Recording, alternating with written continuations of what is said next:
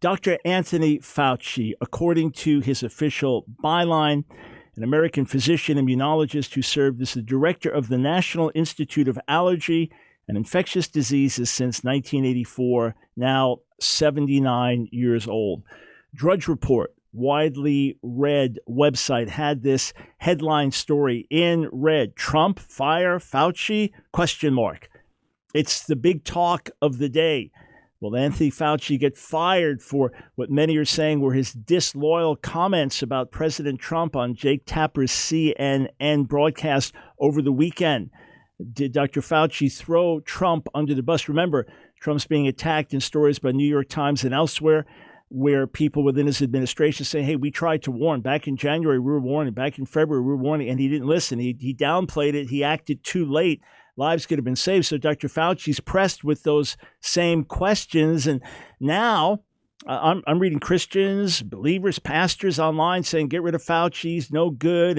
And I even saw this today on Twitter, satanic hand signals. Oh yes, that's right.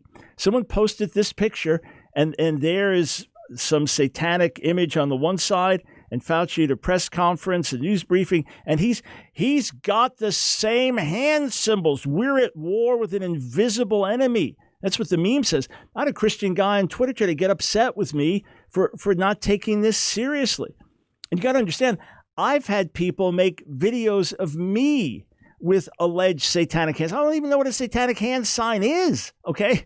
But one website or YouTube channel, the guy's going after all these Christian leaders with satanic hand signs. We actually found something when I was playfully exposing what's called NAR, and wait, I'm making the satanic hand signs according to this. It's just like, oh, please. So look, here's the deal. Here's the deal. I don't know anything about Dr. Anthony Fauci personally.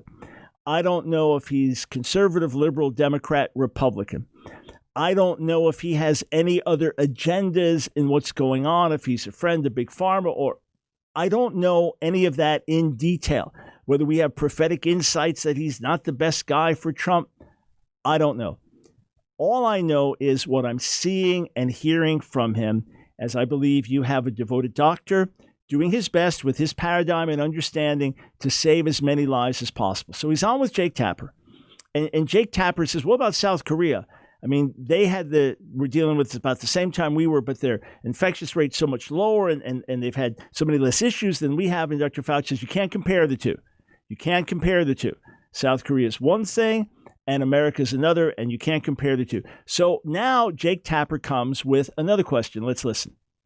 The New York Times reported yesterday that you and other top officials wanted to recommend social and physical distancing guidelines to President Trump as far back as the third week of February. But the administration didn't announce such guidelines to the American public until March 16th, almost a month later. Why? You know, Jake, as I've said many times, we look at it from a pure health standpoint. We make a recommendation. Often the recommendation is taken. Sometimes it's not.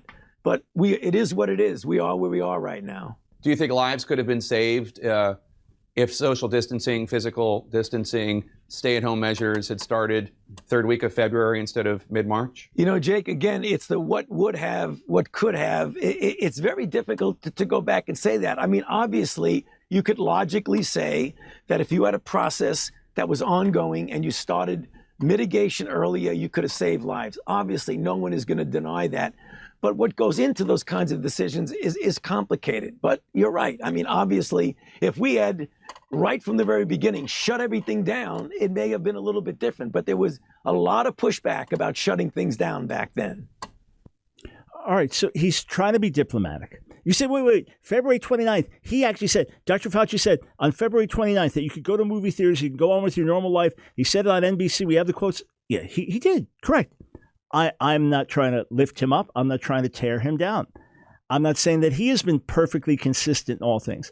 All I'm saying is these headlines that he's threw the president under the bus, and South Korea says you can't compare.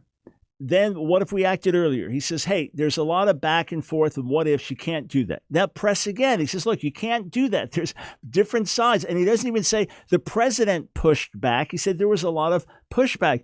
I feel he's trying to be honest and diplomatic and say this. Yeah, logic. You could theoretically say this. Fine. That's it.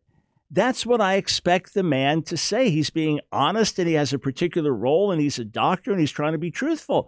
But to make it this big thing, and now the media portrays it a certain way, and now Trump retweets a tweet that says fire Fauci, and now it's the big news. Is he going to fire him or not? This is how things get exacerbated. This is the typical fake news cycle. I can't tell you how many times I've read a headline only to read the article. It's like, what? The article does not say what the headline says, or to watch the video and to see that the captioning does not, or the headline before the video or the description does not convey the actual material. Let's do better. Come to what conclusions you do based on careful analysis of the evidence.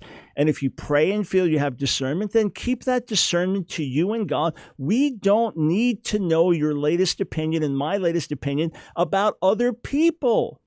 Let's be careful not to have evil surmisings about other people. Let's be careful not to speak evil of other people. If you're convinced that something is wrong somewhere, then get on your knees and pray about it and pray for the truth to come to light. But let's not get caught up in the latest gossip, news cycle, misrepresentation of facts. Let's be fact-based, truth-based people who aim to be peacemakers rather than troublemakers. Again, let us be truth-based people.